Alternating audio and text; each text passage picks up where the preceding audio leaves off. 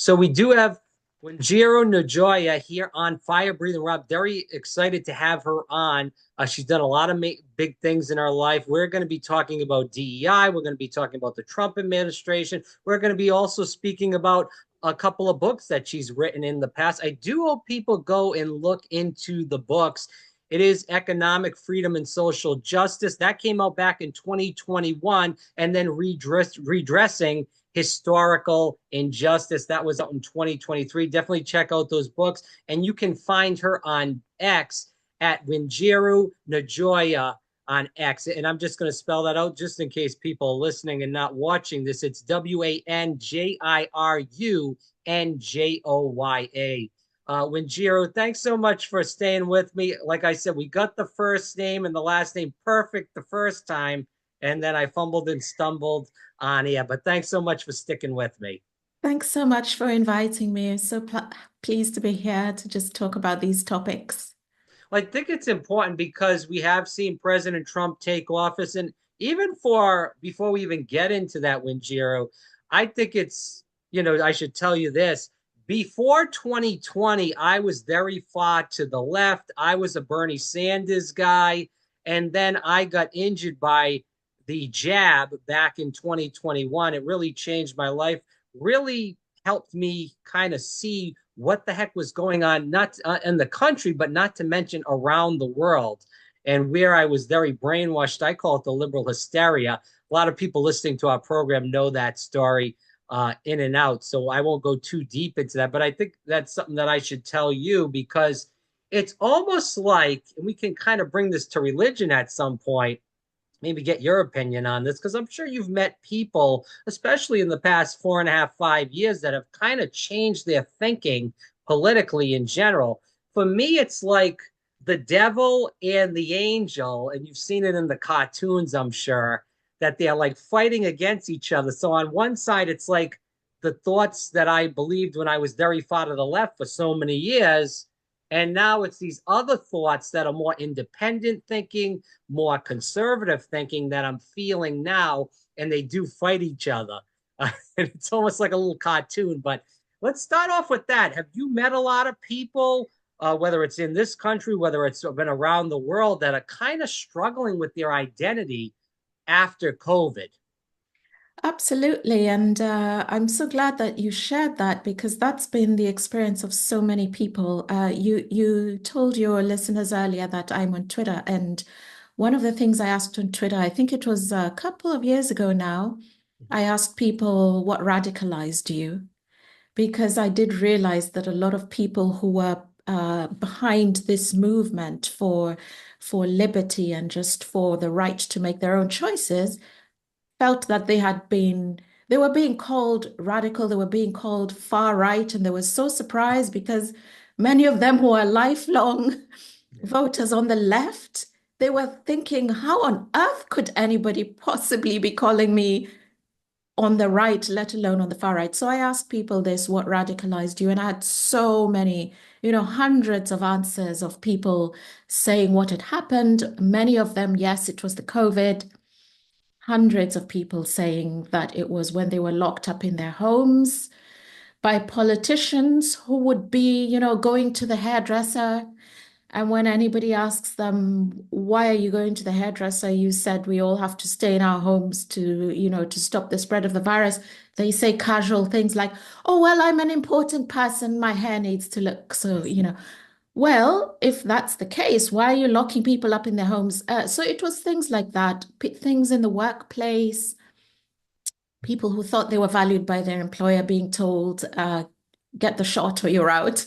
Right. It was so many things like that. Also, a lot of people answered that it was George Floyd, the whole mania about George Floyd that had, you could say, radicalized. I don't think that's the right word, but that's the way that I framed it. And they said it was the George Floyd issue that had made them wake up and think what's going on, because especially the George Floyd riots happened during the COVID lockdowns, and they were allowed to go out and protest. And the idea was, well, social justice is more important than, stopping the virus from spreading. I think it was things like this that made people realize that something wasn't right. And then the DEI issue as well. a lot of people were behind equality and the idea of anti-racism, and they stopped being behind that when they were told we're going to have quotas for different races. We require you to apologize. You've got white privilege. You have to pay reparations. These are so many of the things that made people, you could say, defect from the left, as you were describing earlier. Well, it's also was for me too, the censorship. And, when I got injured by the jab and I was really trying to dive deep into this, and, they tell you when you get cancer, whether you get any illness, when the chips are down, you see who's with you and who's against you, who's your family and who's not, who's your friends and who's not. And I saw that throughout my, personal journey throughout this, that a lot of people on the left that I was very friendly with, some of my advisors in my bachelor's degree and my master's degree, that I still kept in touch with, they thought I was a wackadoodle crazy person because I said that the jab did something to my body as far as an adverse reaction. Obviously, I'm still going on, still having issues with it. And they made me like I was some kind of crazy nut. And again, between that and then I would interview people, like I'm interviewing you right now, that would talk about what the jab was doing to people. These were doctors that testified in front of the U.S. Senate. They testified in front of state senates all around the country on what happened during COVID and also with the jab. And they got censored throughout YouTube and many other podcasting platforms. So I saw that at that time that something is happening here, Wanjiru. And I said, something's got to change in my thinking now because I'm seeing this. And we saw this throughout COVID. It's still going on. It's not as bad as it used to be, but it still is there. And, we know that the powers that be are hiding things, and we're trying to obviously go deep and find out what they're hiding rather. That's why we're having people like you and many other guests on the program. I just want to kind of flip the script here, Wanjiru, and talk about DEI. So again, I'm 35 years old. I went to Catholic school in my life. We had, people that were Hispanic, people that were white, people that were black. It was no big deal. We all got along. We played on sports teams, played basketball, played soccer together throughout high school, throughout college. And there was no talk about white privilege or stuff that happened 120, 100 years ago. Everybody kind of just got along. We were all friends. It seems like this started, or maybe I should just say it heated up is a better terminology, during the Obama administration. And I was a big Obama guy, but do you feel like that is when it heated up, when President Obama, who was supposed to get rid of racism, we had finally got a black president in power, but it seemed like the racism got hyped up instead of getting pushed down. It seemed like racism was less when President Obama wasn't in power compared to when he was in power. If you could explain that to the audience. That's absolutely correct. The thing about Obama, he was in his background, he was a community activist, community organizer, as he called it. And that's the role of an activist, is to rally people around a cause. It's very different from being a productive person or, in industry or trying to run a business. It's a completely different mindset. It's about trying to get people to rally around a cause. And in his case, the cause was that idea of change. Change, his slogan, change we can believe in. It was about revolution. If you're telling people we need change, from the ground up, everything has to be changed. What you have to convince them is that there's something fundamentally wrong with everything. Right. That's why you need to change it. After all, if you're mostly happy with your life, you wouldn't be saying, we need to change everything. So that was the idea of, revolution. It was also an idea whose time had come, because remember, the Marxists, we have to remember that behind this, there are some people who are Marxists, and they've been marching through the institutions saying that racism is a systemic problem. It's nothing to do with, what one person says to another, because as you say, everybody was getting along in their interpersonal relations. So they're saying, no, it's nothing to do with that. It's nothing to do with individuals or how people are getting along. It's to do with what they call the system. The system needs to be changed. That's what started it, and that's what really created the problems that we've seen over the last basically since Obama came to power. Well, they had the Weather Underground, which was, back in 2008, that was a big deal. Came out as far in his pastor, which was talking a lot about racism, Jeremiah Wright. I mean, we all can go back into the signs were there, but we had this guy that was a good looking man, that was a great speaker, that really could energize the crowd. As you said, he was a great community organizer, really, played that out on the national stage. And he did that even on the international stage, going back to 2008 when he went to Germany, really rallied the people up there as well. So this was a man that almost was, we could, technically say he was chosen by the elite to Yeah. lead this rebirth of America and even around the world, if we want to say that. And even going into, racism in general, it seemed like, again, it was hyped up during that time. I want to talk about you being, from Kenya, grew up there. Obviously, President Obama, his father was from Kenya. He grew up there for a little bit of time. President Obama was there. What is the take about Obama in Kenya? I'm sure you still have family and friends there. What is their opinion about President Obama in Kenya? Oh, you can imagine he's a hero. Yeah. It's like everybody calls him our son, as they call him, son of the soil. He's a son of Kenya as they see it.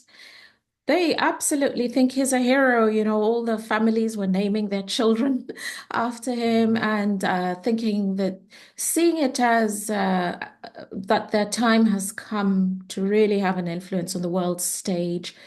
As you say, this whole movement spread across the globe. It wasn't just America.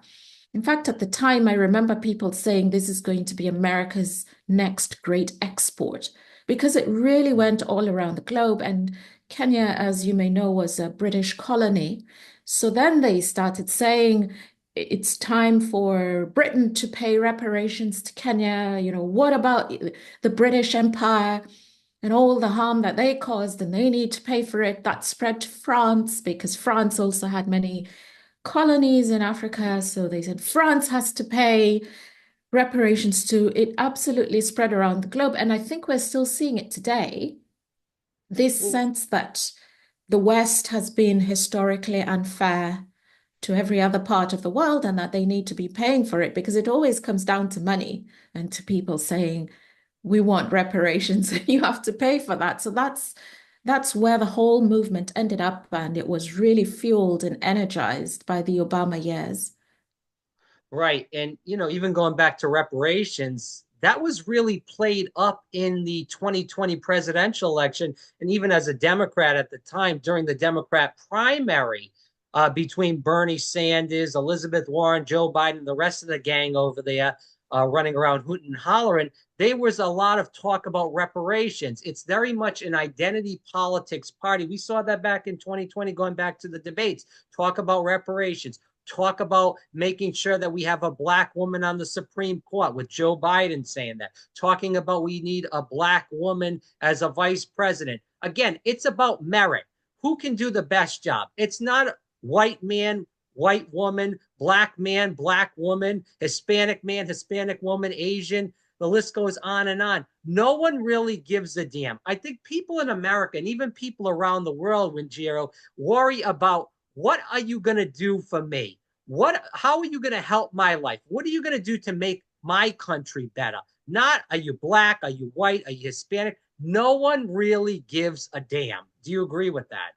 Absolutely. Nobody cares what race anybody is as long as you can do the job that you've signed up to do. It's a really, really simple point. And the other thing that has caused so much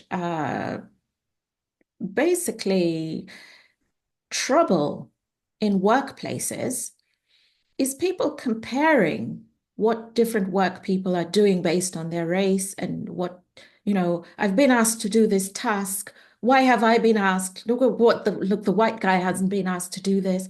And comparing it also in relation to pay. Why am I being paid this? The white guy isn't being, he's being paid more. You can't have a team working together in this way. It's almost like they're constantly grievance hunting. So Yeah. anytime anybody says anything, they're looking for a grievance behind it. And it just becomes really difficult to create team spirit when people are working in this way. Just to give an example, many people brought race discrimination claims against Tesla, Elon Musk's Mhm. company. One of the racism claims that was brought against him from one of his factories, uh, you know, basically on the factory floor building cars. One of the racism claims was somebody saying that his colleagues had brought a cartoon. There used to be a cartoon in the 1950s. I forget what it's called now, but it depicted a black guy. So his colleagues, as a joke, had brought a picture of that cartoon and put it on his desk. So, like, he's come to work and he's seen this cartoon. He got offended. He said it's racism. He said he wants, in the end, he got $3 million Wow. for it, but he had asked for more. He Yeah. said, I need millions of dollars. I'm really offended. Can you imagine trying to run a workplace that way, where if anybody offends anybody else, you have to pay out millions? And the other point that I always make, maybe Tesla can afford $3 million to pay for racism Mhm. complaints, but most employers can't afford that. So Right. they're basically going to bankrupt people over these types of complaints. I think it's a really serious problem people often don't realize because many people just think of it like, well, it hurt him, it humiliated him, that wasn't right. They sympathize. They don't think of the fact the employer had to pay $3 million for that. Yeah, it's truly sad. And I'm in Orlando, Florida at the moment, and we all know Walt Disney World. You talk about woke, we talk about DEI. I mean, they're one of the leaders. Obviously, BlackRock is the leader around the country and around the world, but Disney's right in the game with BlackRock. And it's truly crazy of what's going on. I worked at Disney for a little bit of time back in 2015, 2016, in a little college program kind of deal. They have the college program if you graduate college or just to put on your resume. And I was over there. You had to be at that time clean shaven. You couldn't have any tattoos showing. If you had tattoos, you had to wear long pants, long shirt. It was very business-like, casual. And now they have men in there with long fingernails that look like women. They they have guys in there with these long beards that have like all kinds of like food in their beards. It's people walking around with their shirt out of their pants. It's really disgusting. And again, whether it's Disney, whether it's working at an office, it doesn't matter. You should be going to work dressed correctly. And that's just one of the points with DEI. There was also another thing that just came out with Disney, and maybe you can jump in Wanjiru on this, that Disney was paying people that were minorities more money than people that were white, but they were in the same job. And it's very unfair. And there's lawsuits against this now, and I'm happy there are. Again, it's not to do about race. It's about paying people the same. Or if someone's doing a better job, I don't give a damn, again, what color they are, what race they are. It's about merit, about paying the person that's working harder more money than the person's that's not. We're seeing that with President Trump in the government now. He's saying, you know what? All these people that want to work from home, they're not doing a good job. Get rid of them. Good riddance. Get rid of them. They stink. They're terrible. Anyways, go ahead. Yeah, so here's the thing about that. People say, and I think it was this guy from Boston called Ibram Kendi who promoted this idea of that you need reverse racism. So the idea that they promoted was we've historically had racism, and the only way to fix racism from the past is to do racism in the present. And the only way to fix racism in the present is to do racism in the future. That was the way that he framed it. So the idea was that you fix historical racism by being racist in the opposite direction. Let's remember all these people are innocent. Nobody was there historically. Well, none of Right. us who are here now were there historically. So that's what they're doing with what you described with paying minorities more than white people.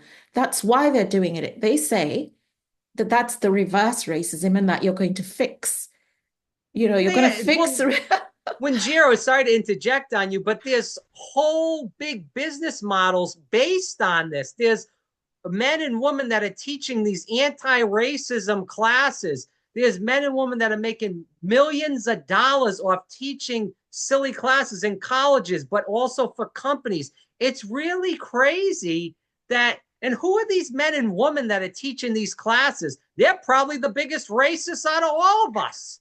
I mean, listen, between us, there's white people that are racist. There's black people that are racist. There's Hispanic people that are racist. There's Asian people that are racist. Everybody has an issue. We can't get racism fully out of our culture. It's impossible. We are flawed as people of God. God didn't make us perfect. I mean, this is common sense. And these Yep. people push this silly agenda that, oh, you cannot become racist if you already are racist. Give me a break. I mean, it's just a joke. 99% of the people are not racist. The 1%, it is what it is. You can't get rid of them. It is what it is. It is human nature. It is who we are. It's just the way you would go anywhere and make friends. There's some people you like, there's some people you don't like. It's human nature. But that's the thing about these people. And it's why many people have abandoned the left, to go back to the theme that you raised at the beginning. It's because they've realized that these are not people who are just saying, let's be better. That was one of the slogans they used to like, saying, do better, do better. It's not just it's not just that they want people to be better, it's that they think they're God. They're thinking, well, I'm going to transform human nature. I'm going to make everybody, and you will never achieve the standard of what they say is the end of racism, because let's remember, they also had this idea called unconscious bias. So you don't think you're racist, but unconsciously you're racist. They were running tests so that people can realize what's going on. Well, the racism buried in their subconscious mind. And so they're basically saying you can never get rid of racism. And some of them have explicitly said that. Some of the reparations people, they said, well, we've been waiting for reparations for 400 years. Therefore, you need to pay for the next 400 years. So they're not seeing an end to it. They're saying just keep going for 400 years, then we'll decide whether you've paid enough. What about the people that are married to people of different races? Are they still racist? I mean, this is just a total joke. I'm sorry. It's just incredible what's going on. So let's kind of flip the script. But before we flip the script here, again, for people listening, it is Wanjiru Njoya here on Fire Breathing Rob. Definitely check her out on Twitter. It is Wanjiru Njoya, and then it's spelled at WANJIRUNJOYA. Definitely check her out. Follow her on Twitter. Good follow. I just followed her just so she knows that and everybody else does that's listening or watching this. Let's, flip the script. Is DEI dead? President Trump passing all these executive orders. A lot of these companies that are liberal are going back to this statement, flipping the script on their DEI policies. Disney, personally, has flipped a lot of the script on a lot of their DEI policies now, and they're getting sued. The list goes on and on, a lot of these companies as well. Do you think that there is some death here, or is this just going to be some sort of like we're going to wait the 4 years out, then we hope a Democrat comes in and we'll come back even harder? That's a very good question. And it's one that I've talked about a lot because I always try to emphasize that I call them true believers. The true believers in DEI have not stopped what they're doing. So I'm going to talk about the true believers in a moment. But then you also have a lot of other people who are not true believers. They hate DEI. They're doing it because, it was this movement. Sometimes I call it George Floydianism. It took over everything. It's not that they liked it, but it's what everybody was doing. They were told you have to have these DEI programs in your workplace. There's a lot of people who didn't like it, but they did it because they felt, if they don't do it, they had activists in their companies complaining and saying, "What are you doing about DEI? I need to." So I think those types of people have been really happy that DEI is over. They've been so happy to abandon it. They're relieved that they don't have to do it anymore because it's expensive, and also they think it's a load of nonsense. So those types of people are happy that it's gone. States like I'm in Alabama, and DEI is actually illegal here. It was banned in October. So there are people who don't like it and who banned it. They want it out of schools, they want it out of workplaces. Fine, those people will say it's over.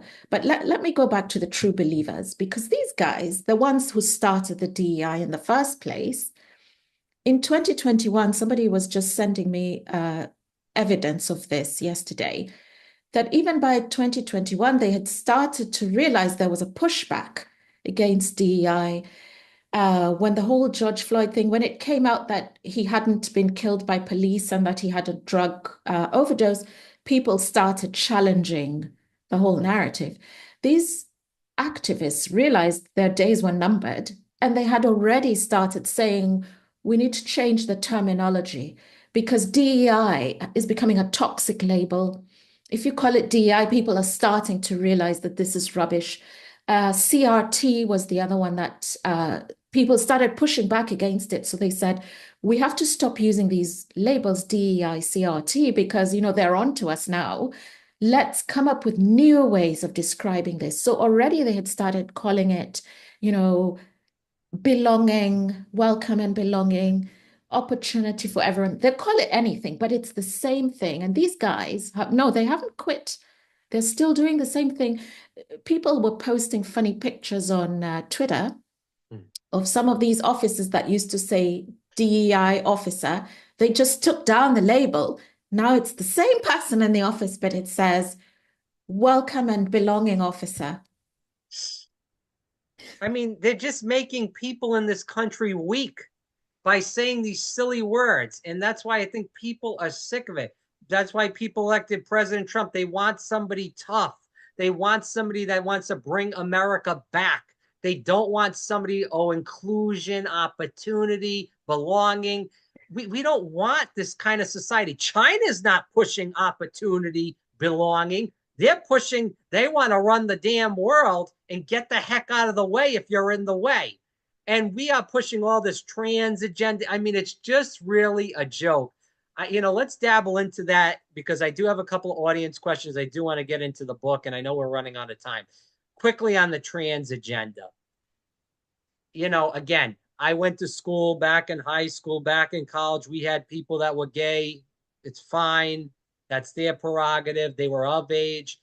Where I have a problem is the young kids and the parents that are pushing the young kids because they think it's cool. We see this in Hollywood where Megan Fox, other parents in Hollywood have 3 or 4 kids and they're all trans. How is that even possible? That's impossible. That's them Yep. brainwashing these kids. That is child abuse. I know President Trump is pushing a lot against this. Wanjiru, can you talk about that? Do you believe that this started back in 2012 when gay marriage became illegal and that was kind of the slippery slope into the trans agenda?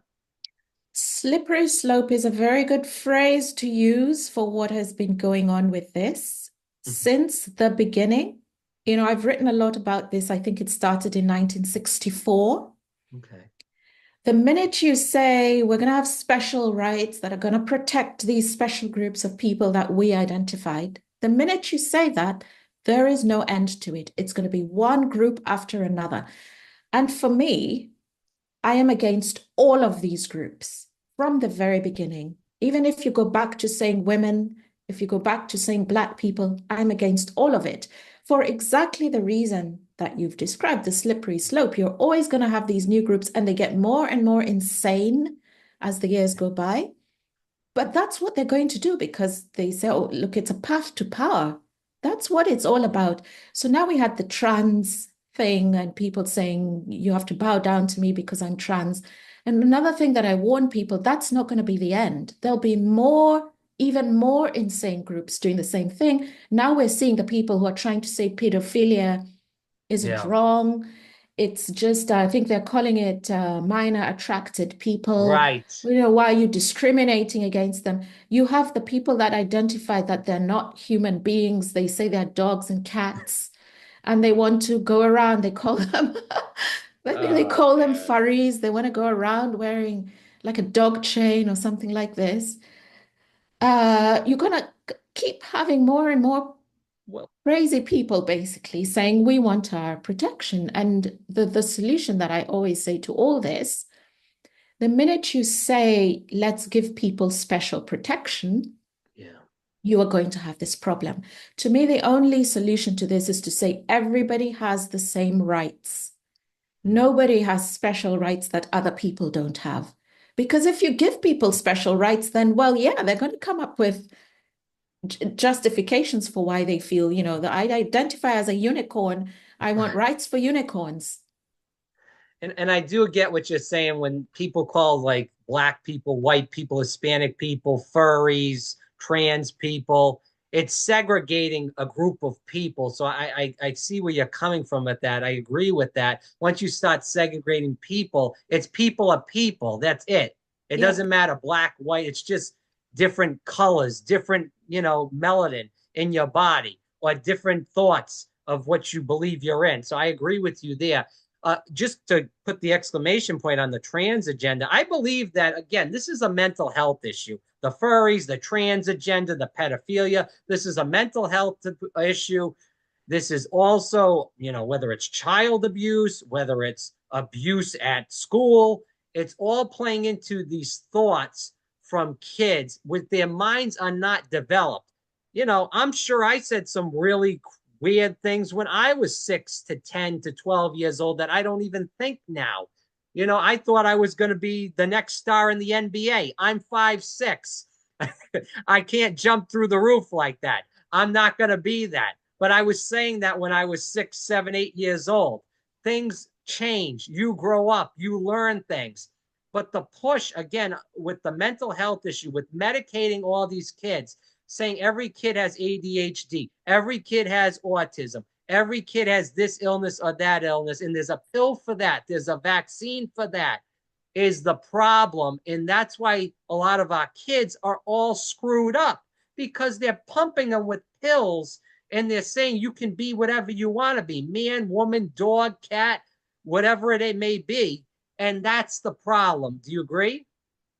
It is, and it's so unfair on the children, especially. You can look at, grown-ups who've got mental disorders, and you can say, well, they should follow their own medical path. But it's when they start imposing that on the children that it becomes a much bigger problem. And I think a lot of the movement against the all this gender transition has been driven by parents, and it's been driven by people who are concerned about the children.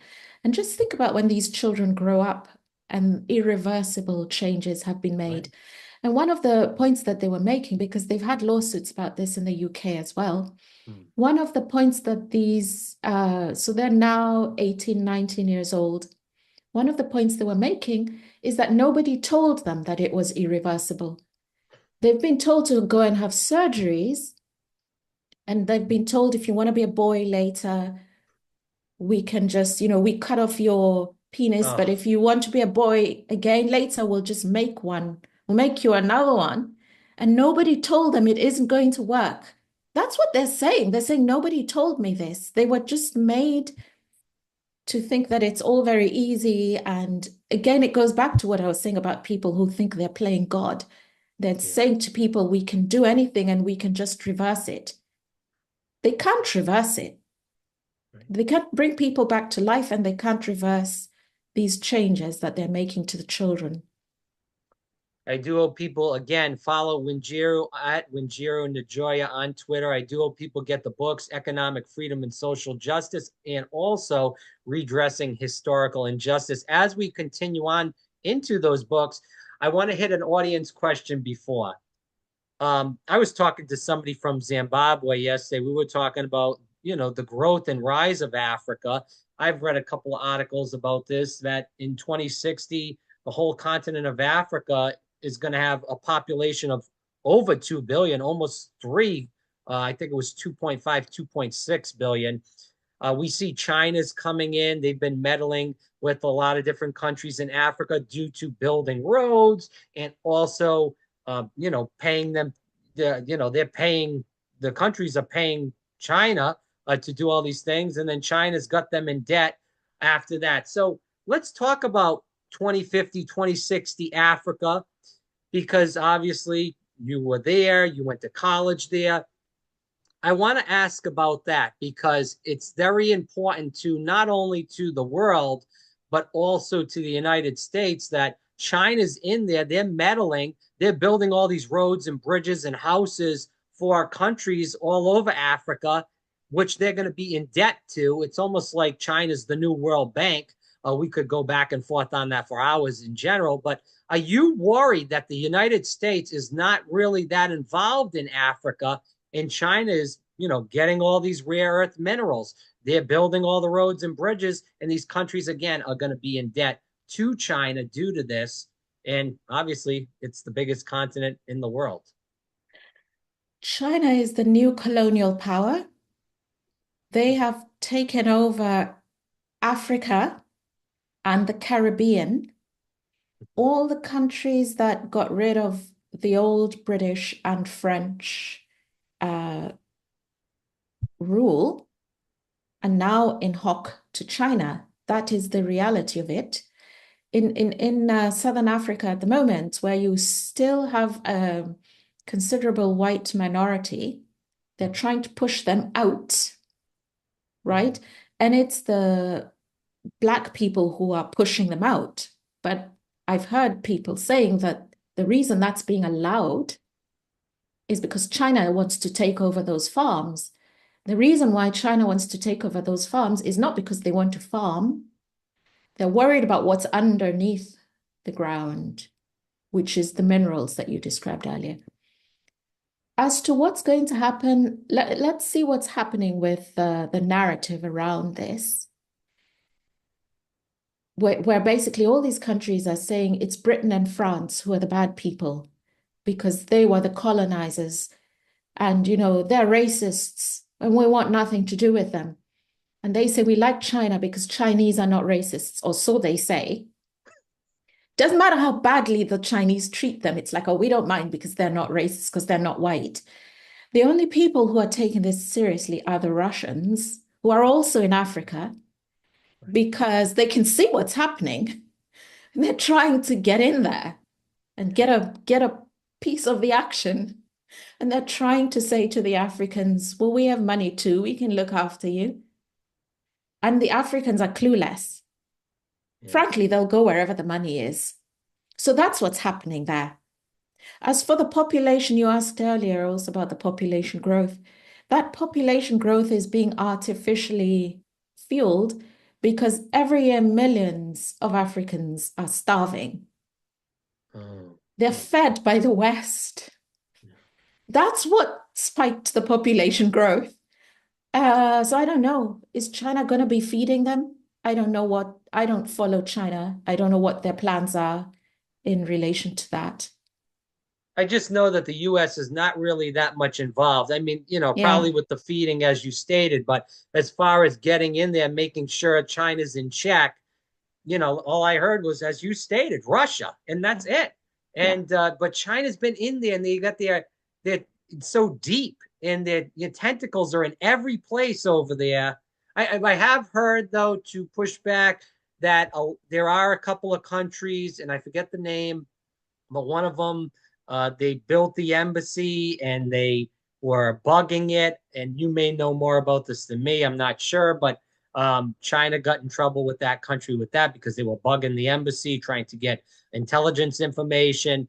So there are countries that are happy with China due to obviously getting those roads and bridges and that money.